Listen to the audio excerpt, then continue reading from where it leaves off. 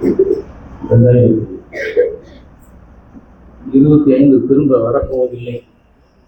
நாட்கள் கடந்து போய் கொண்டே இருக்கிறது. எனவே நாம் நல்ல செய்த நன்மைகளை நினைத்து பார்ப்போம். கர்த்தர் நமக்கு பாராட்டின கிருபைகளை எண்ணி பார்க்கவும் கிருபை செய்திருக்கிறார். எனவே நீங்கள் இந்த மீட்டிங் முடிஞ்சோடனே நீங்கள் போய் தனியாக உட்காந்து ஆண்டவர்கிட்ட நீங்கள் நன்றி சொல்லுங்கள். உங்களை ரியலைஸ் பண்ணுங்கள். நீங்கள் போய் அவரும் நீங்களும் எப்படி பேதுருவும் வீட்டிருந்த பிறகு இயேசுவும் தனி என்கவுண்டர் நடந்துச்சு. பவுலும் இயேசுவும் ஒரு என்கவுண்டர் நடந்துச்சு. அப்படி நீங்கள் போய் தனியாக போய் என்ன செய்யணும்? பட் பேசணும். அவர்களோடு பேசுவார். சரியா? நிறைய பிரச்சனைகள் இருக்குது, நிறைய வாக்குகள் வரும். ஆனால் உங்களுக்கும் அவருக்கும் என்ன இருக்கணும்? ஒரு உறவு, ஒரு ஐக்கியம் இருக்கணும். இல்லாட்ட வாக்குத்தை வச்சுக்கிட்டு ரொம்ப போயிடாது. அவருக்கும் உங்களுக்கும் ஒரு உறவும் ஒரு ஐக்கியம் இருக்கணும். சரியா? எனவே இந்த நிலையில் மத்தியில் வந்து சந்திரசேகர் வந்து ஒரு 10 நிமிஷம் ஸ்டார்ட் பண்ணுவாங்க. அதற்கப்புறம் நான் ஒரு சில வார்த்தைகளை பார்ப்பேன்.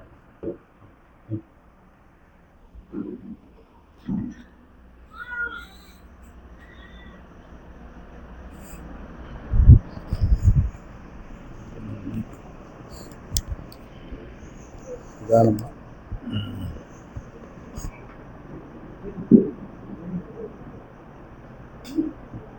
Price Lord. Hallelujah. Praise Lord. கர்த்தர் நல்லவர் என்பதை ருசித்து பாருங்கள். அவர் மேல் நம்பிக்கை இருக்க மனுஷன் பாக்கியவான். நீங்கள் பாக்கியவான். நம்பிக்கையா இருக்க போய் இங்கே வந்திருக்கீங்க. அதில் எந்த சந்தேகம் கிடையாது. ஹல்லேலூயா. இந்த நாள்லேயும் ஆண்டவர் மாத்திரம் இல்லை, நம்ம அப்பாவை நம்ம என்ன செய்யணும்? பாடி துதித்து அவர் நாமத்தை மகிமைப்படுத்த வந்திருக்கோம். என்ன நோக்கம்? அதான் முக்கியம். நமக்கு நோக்கம் என்ன? ஒரே நோக்கம் தான். அவரை உயர்த்தணும், அவரை மகிமைப்படுத்தணும், அவரை துதிக்கணும். நம்ம ஒரு 10 நிமிஷம் சில வார்த்தைகளை வந்து இன்னைக்கு ஏன்னா 25ல் 31வது நாள் இன்னைக்கு நான் 12 மணிக்கு மேலே ஒரே ஆர்ப்பாட்டம். இன்னைக்கு என்னமோ ரொம்ப பரபரப்பாக இதுங்க. எனக்கு அப்படிலாம் ஒன்றும் கிடையாது. எப்பவும் தாவீது ராஜா பாருங்க, அதை எடுத்து வாசிங்க. சங்கீதம் 34 மேலே ஒன்றும் இல்லை, மேலே ஒன்றுக்கு மேலே பாருங்க என்ன சிச்சுவேஷனில் அவர் பாடுறான்னு பாருங்க. சங்கீதம் 34 ஒன்றுக்கு மேலே தலைப்பை படிக்கணும். தலைப்பை படிங்க.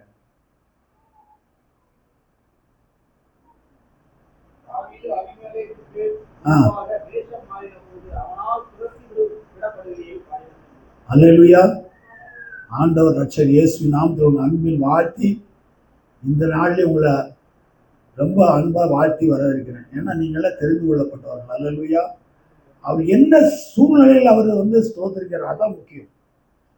வேச மாதிரி ராஜாட்ட போய் வேச மாதிரி பைத்தியம் மாதிரி, எனக்கு என்ன நிறைய பைத்தியம் இல்லைன்னு சொல்லி போய் துரத்து விட போயிடல.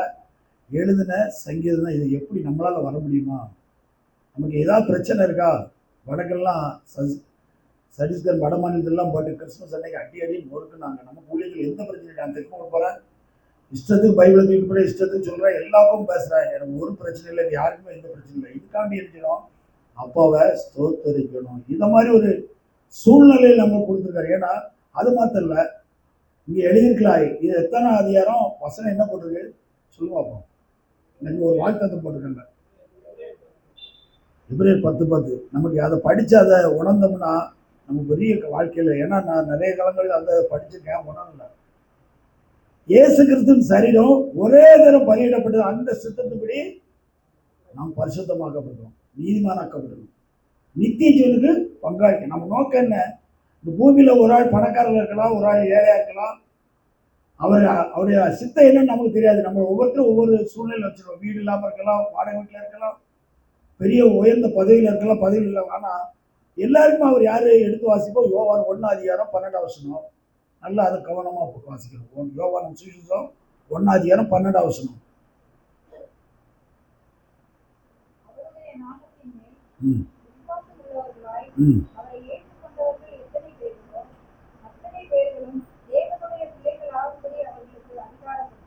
அல்லேலூயா. இதுக்கு ஸ்தோத்திரம் பண்ணணுமா வேண்டாமா? நம்ம எதிர்பார்க்கறதுன்னு ஸ்தோத்திரம். அப்பாவுக்கு ஸ்தோத்தரிக்கணும், நன்றி சொல்லணும். பாருங்க, எத்தனை பேர்கள் அவர் நாமத்தின் மேல, இயேசுங்கிற நாமத்தின் மேல விசுவாசம் உள்ளவர்களாய் ஏற்றுக்கொண்டார்கள். அத்தனை பேரும் அவருடைய பிள்ளைகள். அந்த பாஸ்டுக்கு அவர் பிள்ளைதான், விசுவாசிக்கு அவர் பிள்ளைதான், பணக்காரனுக்கும் அவர் பிள்ளைதான். இதை நம்ம யோசிக்கணும். நம்ம யாரு? அந்த சிந்தைக்கு வரணும். நம்ம என்னைக்குமே அடுத்தல வாசிங்க, வெளிப்படுத்தல் 1:6 என்ன சொல்லி பார்க்கலாமா? வெளிப்படுத்தல் 1 டக்கு டக்குன்னு நான் 10 நிமிஷம் எனக்கு நிறைய வசனம் சொல்ல வேண்டிய, நீங்க இருக்க ஸ்பீடை பத்தி நான் சொல்ல முடியலன்னா கட் பண்ணிடுவோம், வேற வழி கிடையாது. நம்மிடத்தில் அன்பு வந்து அவர் ரத்தத்தினால பாத்தீங்களா, பாவங்களை கழுவிட்டார். கழுவி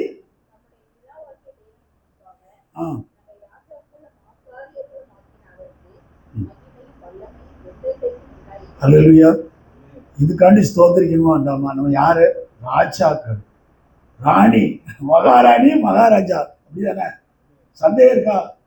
இல்லவே இல்லை. ஏன்னா வசனம் தான் சொல்லுது. நான் வேற எதுவுமே கூட்டி எனக்கு வந்து மற்ற இதெல்லாம் கதெல்லாம் பேசவே தெரியாது. வசனம் என்ன சொல்லு அதுதான் சொல்ல தெரியும். வேற பிரசங்கமே எனக்கு தெரியாது. உண்மை என்ன, ரியாலிட்டி என்ன, அதான் நம்ம மீது அன்பு வந்து அவர் ரத்தத்தினால் பாவங்களை நம்ம என்ன செய்தார். இப்பவும் நம்ம வந்து சில நேரங்கள் நினைச்சிடும், நம்மளை அறியாமல் பாவ சோகம் நமக்குள்ள இருக்கிறதுனால பாவம் செய்கிறோம். ஒருவனும் நீதிமானம் இல்லை, எல்லாரும் பாவம் செய்து தேவ மகிமை அற்றவர்களா இருக்காங்க. இப்படி வேதம் சொல்லு, நான் சொல்லல. நல்லா மனசுதான் இருக்கணும். அல்லேலூயா.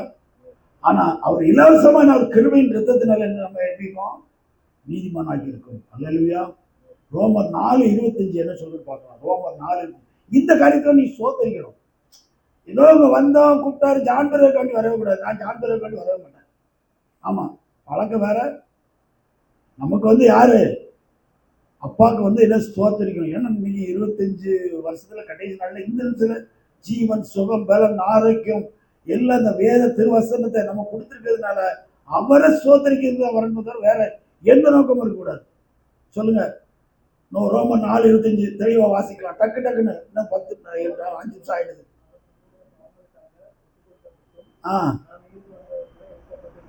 இப்ப இந்த வசனத்தை நீங்க விசுவாசிக்கணும். இதுதான் மெயின். நீங்க வாசிக்கிறீங்க எல்லாருமே. ஆனா எல்லாருமே வேதம் தெரியாத ஆளுங்க யாருமே கிடையாது. வேதம் தெரியாத ஆளுக்கெல்லாம் இல்லை, வசனம் தெரியும். ஆனா நீங்க இந்த வார்த்தையை விசுவாசிக்கும் போது அது அப்படியே ஆகும். அல்லேலூயா. நீதிமானாக்கப்பட்டிருக்கீங்க, நித்திய ஜீவனு பங்காளிக்கு. அதுக்காண்டி ஸ்தோத்திரிக்கணும். இந்த உலகத்துல காரு, பங்களா, வீடு, ஆஸ்தி, அரிசி எல்லாமே ஒரு நாளைக்கு நான் இருக்கேன். நான் எப்போ ஆண்டவர் எடுக்காரோ நான் பேர் வீட்டுல சொல்லிட்டேன். நான் மறிச்ச உடனே நீங்க வந்து மூக்க சிந்தி சவர பெயிண்ட் ஒம்பா கூடான்ட்டேன். எங்க வீட்லயே இருக்காங்க ஆட்கள். வீட்டை சவர ஒம்பாக்காதீங்க, சந்தோஷப்படணும். ஏன்னா நான் இங்க போனா எங்க போவேன்? நம்ம எல்லாருக்கும் ஒரு நம்பிக்கையில ஓடிக்கிட்டு இருக்கோம். அல்லேலூயா. நம் வீணா ஓடிதிலிருந்து பவுல் எழுதுறாரு. வீணா பிரயாசப்பட்டு பவுல் எழுதுற கவனம், சிந்தைகளை ஒருமுகப்படுத்தணும். தேவ பிரசன்னத்துக்காண்டி காத்திருக்கணும். அல்லேலூயா. ஒருமனப்பட்டா தேவ பிரசன்னம் மகிமை இறங்கும். இதுக்காண்டி ஸ்தோத்திரிக்கணும். நம்ம பாவங்களுக்கு ஒப்பு கொடுப்பட்டு நான் நீதிமானாக்கப்பட எழுப்பப்பட்டிருக்கிறார்.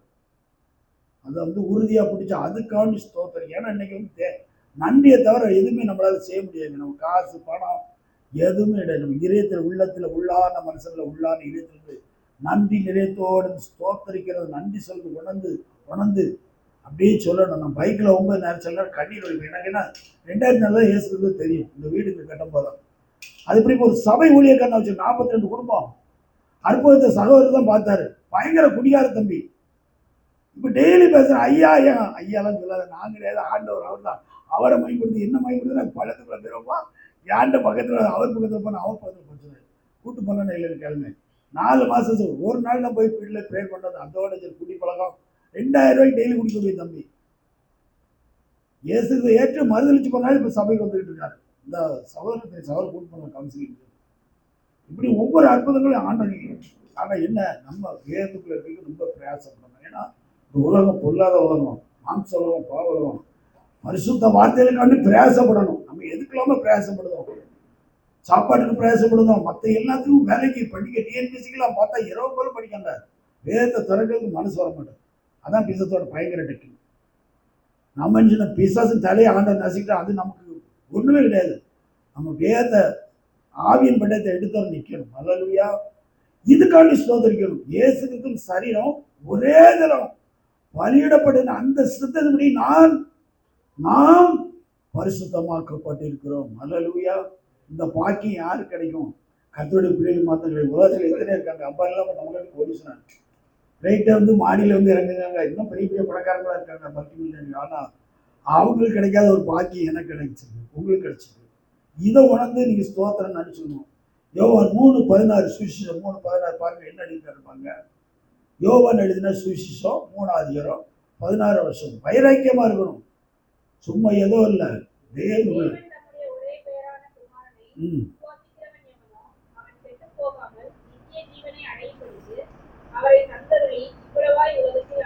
அது ஒண்ணே ஒண்ணுதான். என்ன செய்யணும்? விசுவாசிக்கிற எவனும் அவங்க நினைச்சுவாங்க, கெட்டு போக மாட்டாங்க, நித்திய ஜீவனும் பங்கெடு. இதுக்காண்டி நம்ம உணர்ந்து ஸ்தோத்தரிக்கணும், நன்றி சொல்லணும். வேற எதுவுமே கிடையாது. அல்லேலூயா. இந்த காலத்துல வந்து நன்றி குறைஞ்சு போச்சு. ஒரு காலங்களில் ரொம்ப நன்றி உள்ளவங்களா இருப்பாங்க. ஏன்னா அக்கிரம மீதினால அன்பு மற்ற 24 சொன்ன காரியங்கள் கரெக்டா நடக்கும். அக்கிரமம் என்ன? அக்கிரமம் என்ன? வேத வாசிக்கணும், கடவுள் பயத்தோட இருக்கணும். சபையில இருக்கா பயம்? எங்க இருக்கு? கர்த்தருக்கு பயம். நான் பிதாவான கணம் எங்க ஆண்டவர் கேட்கிறார். எங்க இருக்கு கணம்? அந்தரங்கத்தில் பார்க்கிற உன் பிதா உனக்கு வெளியேறமா பதில் அளிப்பார். பதில் கண்டிப்பா அளிப்பார். நம்ம அவரோடு இருக்கும், நம்மோடு அவர் இருப்பார். அவர் தேடினா நம்ம வெளிப்படுவார். உண்மையிலே சொல்லேன், நான் பிறந்ததே இந்து. எனக்கு என் பேக்ரவுண்டே கிறிஸ்து கிடையாது, எந்த பாஸ்டும் கிடையாது. எனக்கு சொல்லதுக்கு வைக்கிறதுக்கு எனக்கு பாட தெரியாது, ஜோமனை தெரியாது, வேதத்தை பத்தி ஒரு சுக்கும் தெரியாது. ஆனா கர்த்தர் பயப்படுத்துறாரு. இப்பவும் சொல்றேன், அடிச்சு ஸ்ட்ராங்கா சொல்றேன். பையன் காரியங்கள்லாம் நான் பயங்கரம். அதை பிரதேசம் சொல்ல, அதை வெளியே பெருமை பேசினா அது ரொம்ப சிறுமையாயிரும். நம்ம ஒன்று சங்கீதம் 115 ஒன்றை பாருங்க, டக்குன்னு எடுங்க, டக்குன்னு முடியட்டும்.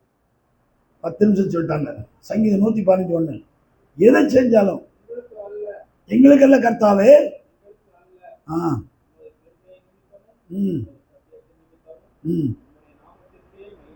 அல்லேலூயா. அவர் தான் நமக்கு பலியானார்.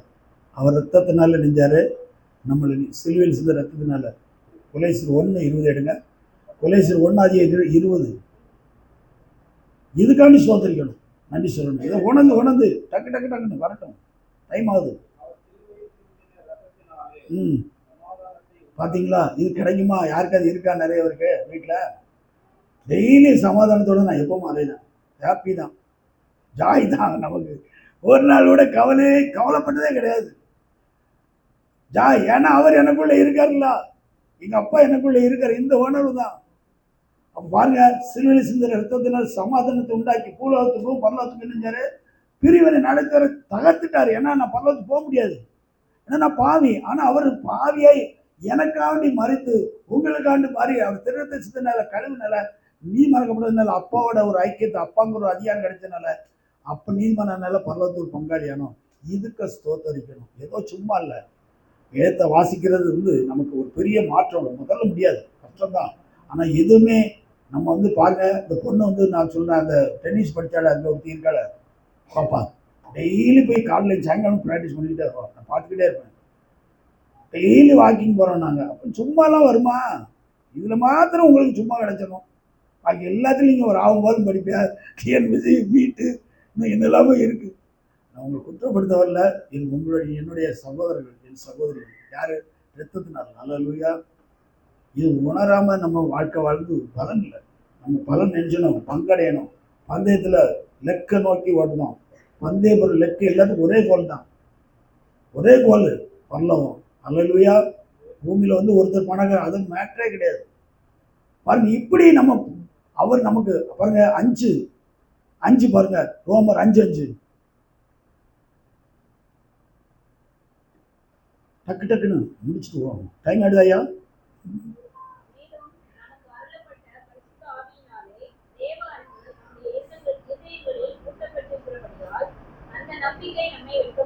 பார்த்தீங்களா? நம்ம இதயத்தில் அந்த பரிசுத்தாவே அன்பு ஊற்றப்பட்டு அந்த வெட்கப்படுத்தாது. அது மாத்திரம் இல்லை, நீங்கள் எல்லாருமே எனக்கு பரிசுத்தா இருக்கான்னு கேட்பாங்க. கண்டிப்பாக இருக்கு. ஏன்னா நான் வசனத்தை படி சொல்றேன். எபேசியர் 1:13 பாருங்க, வசனம் என்ன சொல்லு பாருங்க. இதுக்காண்டி ஸ்தோத்திரிக்கணும், நன்றி சொல்லணும். இதுதான் நம்முடைய நோக்கமே இருக்கணும், வேற எதுக்குமே இல்லை.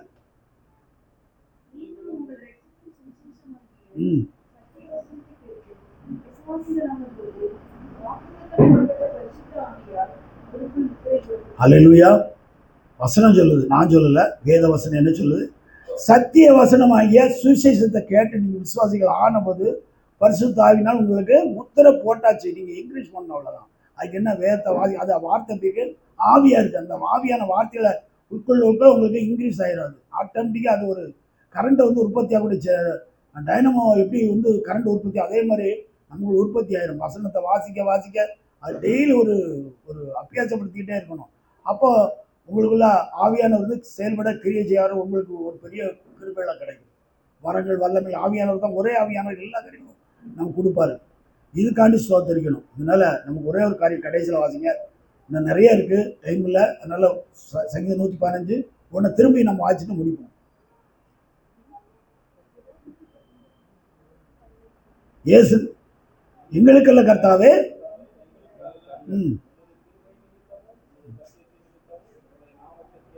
அவ்வளவுதான். நம்ம அவர் கிருபையால் ரட்சிக்கப்பட்டிருக்கோம். அவர் கிருபையால் நிற்கும், அவர் கிருபையால் நடக்கும். அது மாத்திரம் இல்லை, இன்னும் ஒரே ஒரு வார்த்தை. 1 யோவான் நிருபத்தில் 4ஆம் அதிகாரத்தில் 4ஆம் வசனத்தை பார்ப்போம்.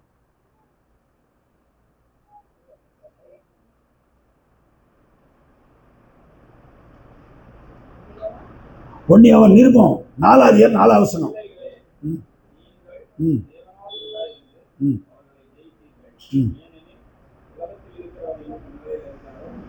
இதுதான் முக்கியம். நமக்குள்ள யார் இருக்கா? அப்பா இருக்காங்க. கொலைசீர் 1:27 படி 1:20 கொலைசீர் 1:27 வாசிங்க. கொலைசீர் 1ஆம் அதிகாரம் 27 முடிச்சிட்டேன். டைம் ஆயிடுச்சு. ஃபாஸ்ட்.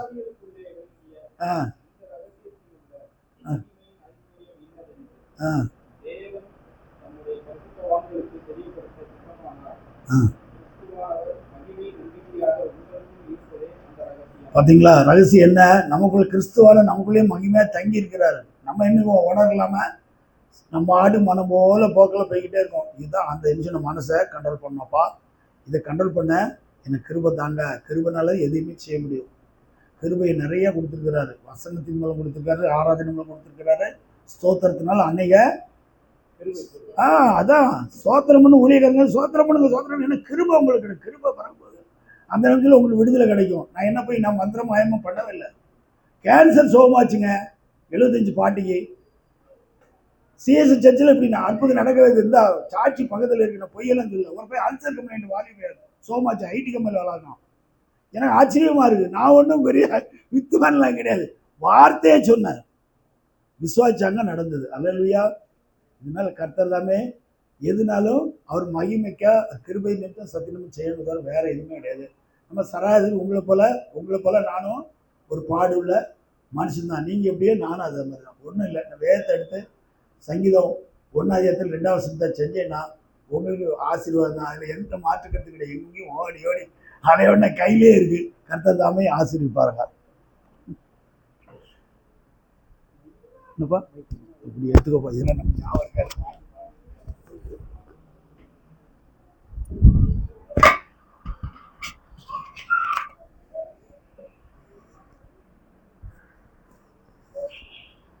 கர்த்தருடைய பரிசுத்த நாமத்திற்கு ஸ்தோத்திரம் உண்டாகட்டும்.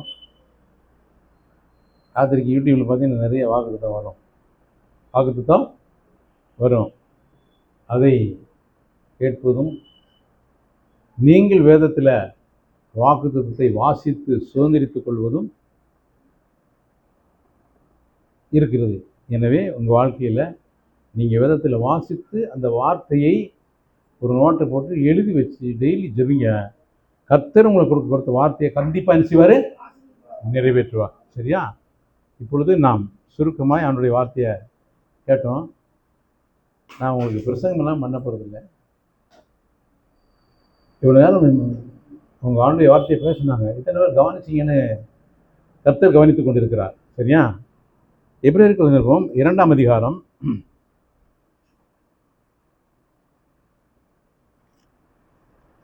எபிரேயருக்கு நிருபம் 2ஆம் அதிகாரம் முதல்ல இருந்து 2 வருஷம் வாசி.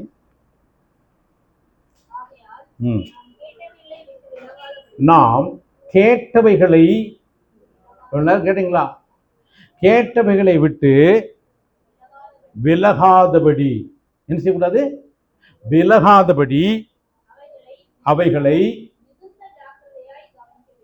எப்படி கவனிக்கணும்? எனக்கா கவனிச்சுக்குமா? மிகுந்த ஜாக்கிரதையாய் கவனிக்க வேண்டும்.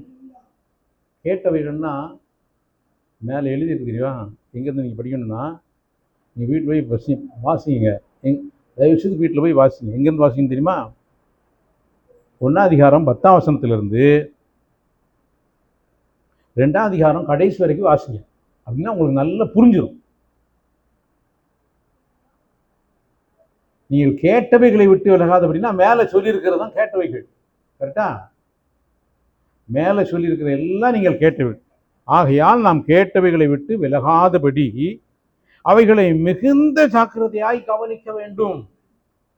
இது யாருக்கு எழுதுனா எபிரேய கிறிஸ்தவர்களுக்கு. பவுல்னு சொல்றாங்க, யாருன்னு தெரியலன்னு சொல்றாங்க, பவுலா இருக்கலாம்னு சொல்றாங்க. எனவே அந்த காலத்துல இப்படி தேவனை தேடின இயேசு கிறிஸ்துவை ஏற்றுக்கொண்டவர்களுக்கு எழுதப்பட்ட ஒரு காரியம்.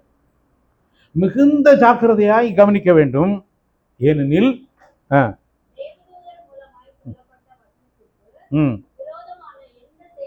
எந்த செய்கைக்கும் கீழ்ப்படியாமைக்கும் என்ன தண்டனை? நீதியான தண்டனை வரத்தக்கதாக இது வசனம் உறுதிப்படுத்தப்பட்டிருக்க, அறிவிக்கப்பட்டு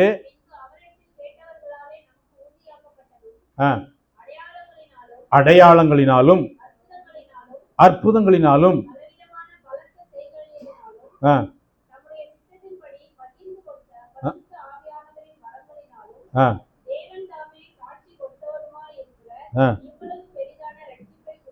இவ்வளவு பெரிதான ரட்சிப்பை குறித்து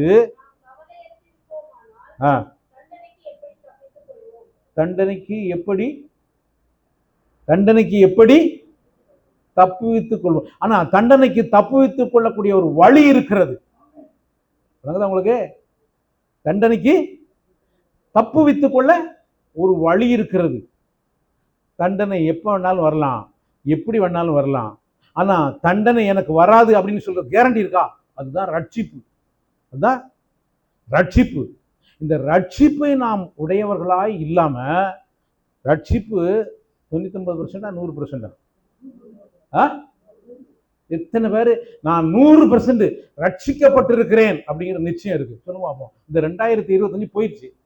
2026ல நான் ரட்சிக்கப்பட்டிருக்கேன் அப்படின்னு நீ கால் வைக்க முடியுமா? அப்படி கால் வைக்க முடியுமா? நான் ரட்சிக்கப்பட்டிருக்கேன். நான் என்ன செய்யப்பட்டிருக்கேன்? ரட்சிக்கப்பட்டிருக்கேன். நீ ரட்சிக்கப்பட்டிருக்கன்னு நீ கால் வச்சனா இதில் எழுதியிருக்கிற எல்லா ஆசீர்வாதம் உனக்கு தான். போ.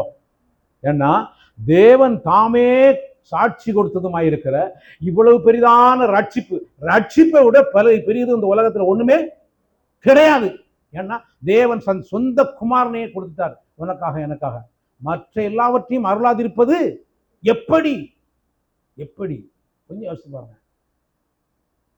இயேசு எனக்கு பதிலாய் மரிக்கவில்லை, உங்களுக்கு பதிலாய் அவர் மரிக்கவில்லை.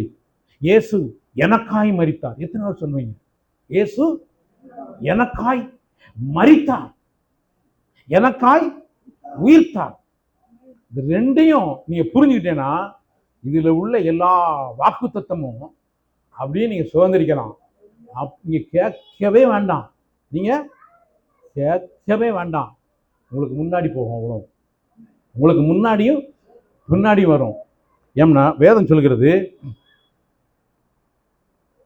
தேவதூதர் மூலமாய் சொல்லப்பட்ட வசனத்திற்கு விரோதமான எந்த செய்கைக்கும் கீழ்ப்படியாமைக்கும் நீதியான தண்டனை வரத்தக்கதாக அவனுடைய வசனம் உறுதிப்படுத்தப்பட்டிருக்க, முதலாவது கர்த்தர் மூலமாய் அறிவிக்கப்பட்டு பின்பு அவரிடத்தில் கேட்டவர்களாலே நமக்கு உறுதியாக்கப்பட்டதும், அடையாளங்களினாலும் அற்புதங்களினாலும் பலவிதமான பலத்த செய்களினாலும் தம்முடைய சித்தத்தின்படியே பகிர்ந்து கொடுத்த பரிசுத்த ஆவியின் வரங்களினாலும் தேவன் தாமே சாட்சி கொடுத்ததுமாயிருக்கிற இவ்வளவு பெரிதான ரட்சிப்பு. அந்த ரட்சிப்புக்கு அடைமொழி எங்க எவ்வளவு வருது பார்த்தீங்களா? அடையாளம், அற்புதம், இப்படி பலவிதமான பலத்த செய்கை, அவருடைய சித்தத்தின்படி பகிர்ந்து கொடுத்த பரிசுத்த ஆவியின் வரம், தேவன் தாமே சாட்சி கொடுத்ததுமாயிருக்கிற. அப்போ ரட்சிப்பு இவ்வளவு பேக்கேஜில் வருது உங்களுக்கு. இது இருக்கா? இன்னைக்கு எத்தனை பேர்ட்ட ரட்சிப்பு இல்லை தெரியுமா? ஆனால் சபைக்கு போகிறோம், பாட்டு படிக்கிறோம், ஆராதிக்கிறோம், காணிக்கப்படுக்கிறோம், வாக்குத்தத்தையும் வாங்கிட்டு போகிறோம். ஆனால் என்ன இல்லை? ரட்சிப்பு மட்டும் இல்லை. அவர் பார்க்கறது ரட்சிப்பு இருக்கிறதா. இஸ்ரவேல் ஜனம் வெளியே வரும்போது ரத்தம் பூசப்பட்டிருக்கா அப்படிங்கிற மட்டும்தான் பார்த்தாரு. ரத்தம் பூசப்பட்டா கானான் உச்சம், கானான் உங்களுக்கு இல்லையா? ரத்தம் பூசப்பட்டிருந்தா என்ன உண்டு? கானான். இவனா மன்னாவுக்கும் இறைச்சிக்கும் சண்டை ஓட்டுக்கிட்டு இருந்தான். ஆனால் எதை மறந்துட்டான்? கானான் தேசத்தை மறந்துட்டான். பிரியமானவர்களே, நல்லா புரிஞ்சுக்கோங்க. பாலும் தேனும் ஓடுகிற கானான் தேசம் ஆபிரகாம் ஈசாக்கு என்பவர்களுக்கு கொடுத்த வாக்குத்தத்தினால இவங்களுக்கு கொடுத்தாரு. ஆனால் என்ன மட்டும்தான் இருக்கணும்? அந்த ரத்தத்தை மட்டும் நிலவுகளை பூசியிருந்தா போதும், அதை விசுவாசித்தா போதும், அங்கே என்ட்ரு ஆயிடலாம். சரியா? அங்கே என்ட்ரு ஆயிடலாம், எங்கே போயிடலாம். ஆனால் இவங்க என்ன தாங்க, எங்களுக்கு என்ன வேணும்? மன்னா வேணும். அடுத்து மன்னா பத்தலை, என்ன வேணும்? இறைச்சி வேணும். அடுத்து தண்ணி வேணும். இதே வயிறே காட்டுக்கிட்டே இருந்தான், வயிற்றுக்கே காட்டுக்கிட்டே இருந்தான். எதை பண்ணிட்டான்? தேசத்தை விட்டுட்டான். தேசம் கானான் தேசம். அவர் சொன்னார், யாத்திராகமம் 4:22 படிங்க.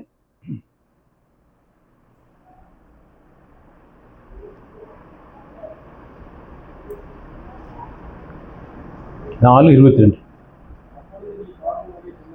நீ பார்வோனுடைய சொல்ல வேண்டியது என்னவென்றால், என்னுடைய, சொல்லுங்க பாப்பா, என்னுடைய, சத்தமா சொல்லுங்க, என்னுடைய, என் பிள்ளைன்றாரு, என் குமாரன், என் சேஷ்டபுத்திரன், எனக்கு ஆராதனை செய்யும்படி என் குமாரனை அனுப்பிவிடு. விடமாட்டேன் என்பாகில் உன் குமாரனை, உன் சேஷ்டபுத்திரனை சங்கரிப்பேன் என்று கர்த்தர் சொன்னார் என்று சொல் அப்படின்னு சொன்னார். என்ன போய் சொல்லணும்? என்ன சொல்லணும்? ஆராதனை செய்ய அனுப்பிவிடு தேவனுடைய பிள்ளைகளை, இல்லைன்னா உன் பிள்ளை சாகுண்டா அப்படின்னு கர்த்தர் சொன்னார்னு போய் சொல்லணும். அதான் சொல்லணும். 5ஆம் அதிகாரம் 1-2 படிங்க. 3. ஆ ஆ ஆ ஆ ஆ ஆ ஆ யார்? ஆ ஆ ம்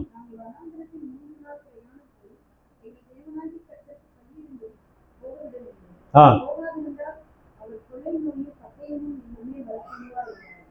இப்படியா சொல்ல சொன்னாரு? அவர் ஆராதிக்க சொன்னாரு. இவன் என்ன மாத்திட்டான்?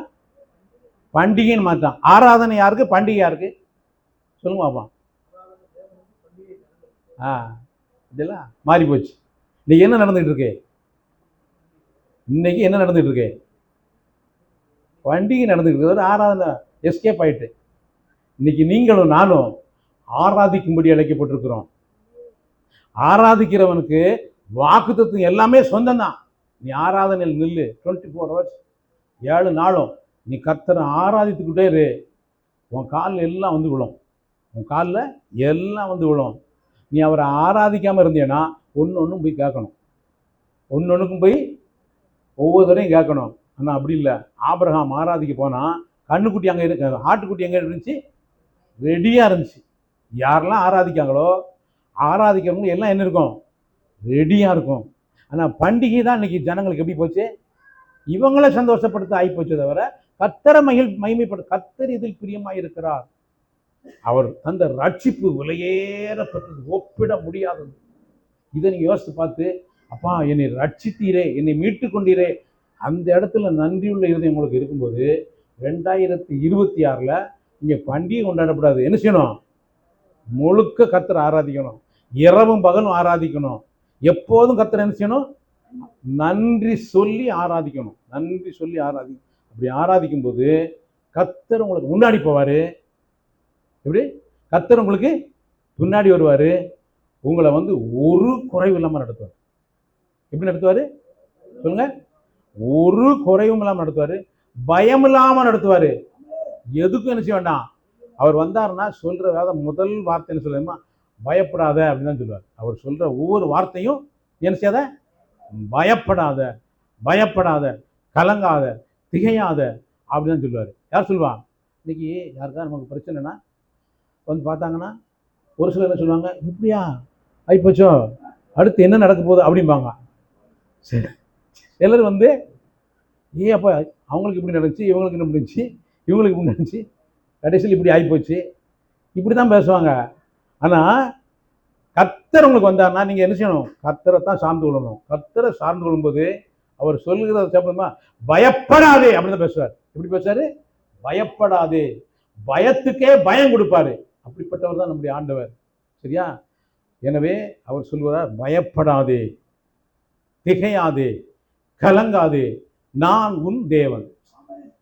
அதாவது காலையில் அதிகாலையில் எந்திரிச்சு தேடி போனான் யாரு? மகதலேனா மரியா. அவளுக்கு சொல்லப்பட்ட வார்த்தை பயப்படாத. அப்படி தேடினீங்கன்னா, அவர் ஆராய்ச்சிங்கன்னா பயப்படாத, உன் தேவைகள் அத்தனையும் சந்திப்பார். அடுத்தாப்புல உன்னை ஜெயமாய் நடத்துவார். எங்கேயும் உன் ஜனம், என் ஜனம் வெட்கப்படவே செய்யாது, வெட்கப்படவே செய்யாது.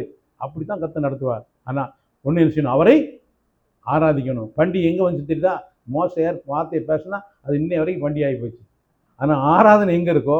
ஏன்னா 2 தீமோத்தேயு 2:22 படிங்க. 2 தீமோத்தேயு 2:22.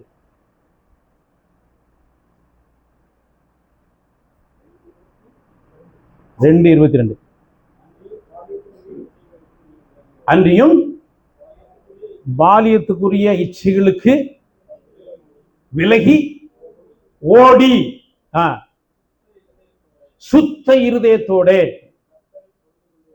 கர்த்தரை தொழுது கொள்கிறவனே நீதியையும் விசுவாசத்தையும் அன்பையும் சமாதானத்தையும் அடையும்படி எதை? இந்த 4 காரியம் சொல்லியிருக்கு.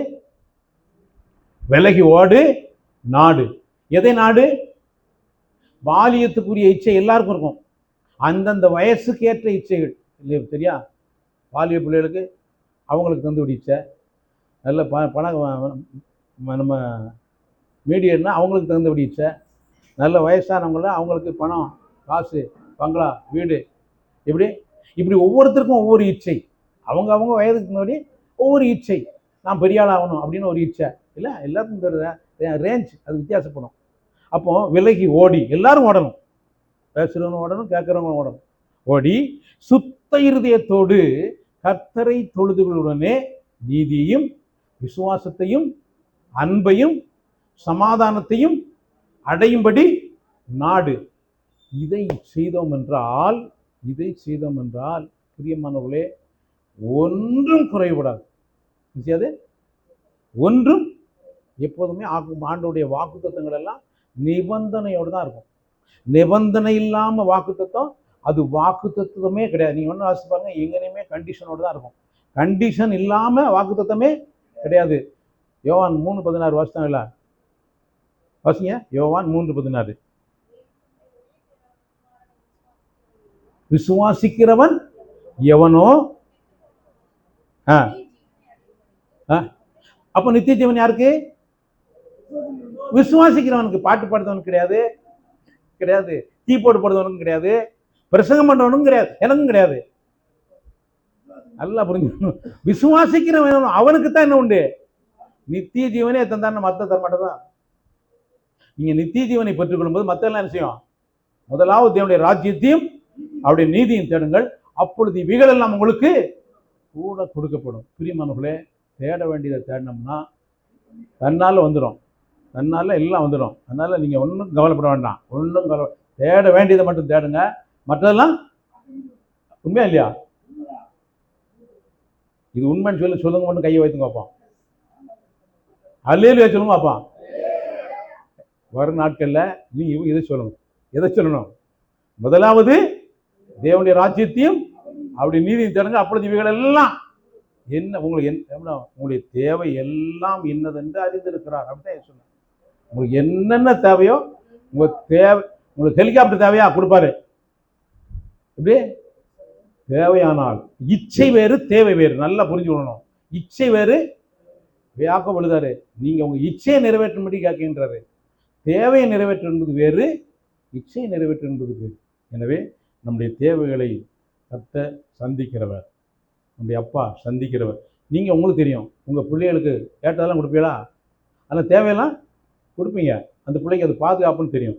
எனவே நம்முடைய தேவைகளை சந்திக்கிற தேவன் 2026 உங்களுடைய தேவைகள் எல்லாவற்றையும் சந்தித்து உங்களை மற்றவங்களை ஒரு பழைய ஏற்பாட்டில் ஒரு வார்த்தை உண்டு. என்ன வார்த்தை தெரியுமா?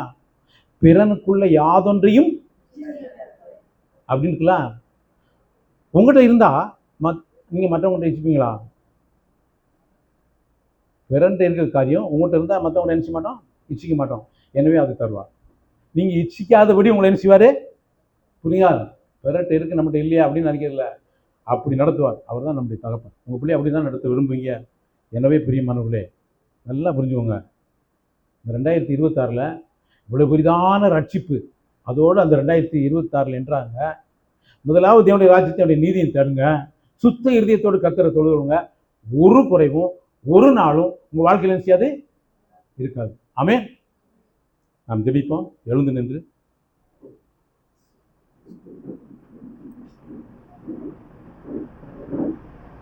யாராவது ஒருவர் சத்தத்தை உயர்த்தி கேட்ட வார்த்தை உங்களை உயிர்ப்பித்திருக்குமானால், உங்களோடு கர்த்தர் பேசியிருப்பாருன்னு சொன்னால், சத்தமா இருதயத்தின் ஆழத்தை வந்து ஆத்மாவிலும் ஜெபிக்க பார்க்கலாம். ஹல்லேலூயா, ஸ்தோத்திரம். இது உண்மை, இதை நான் நம்புகிறேன். உண்மையிலே கர்த்தர் இதை விரும்புகிறார். இந்த 2026 இந்த இவ்வளவு பெரிய ரட்சிப்பு, விலையேறப்பட்ட ரட்சிப்பு, அதோட நான் என்ட்ராவேன், அதில் நான் நிலைத்திருப்பேன். கர்த்தர் என்னை எல்லா தேவையும் இப்போ சந்தித்துக் கொள்வார் அப்படிங்கிற விசுவாசத்தோட சீக்கிரமாக ஜெபிக்கலாம். நமக்கு 8 ஆயிட்டு டைம்.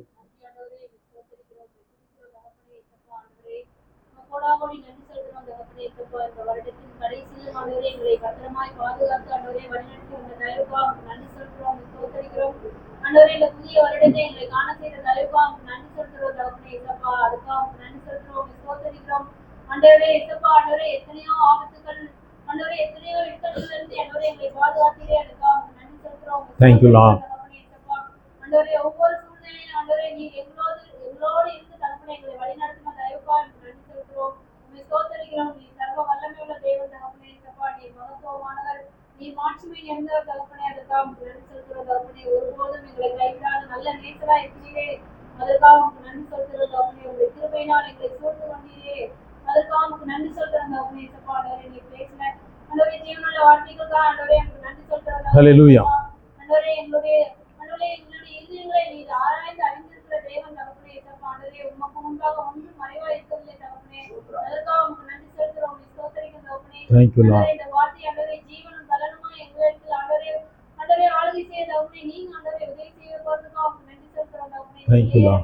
ரட்சிப்பை ஆண்டவரே நாங்க பெற்றுக்கொண்டவர்களா இந்த 2026 நாங்க கடந்து போகபடி செய்ய போறதுக்காக உங்களுக்கு நன்றி செலுத்துகிறோம். Thank you, Lord.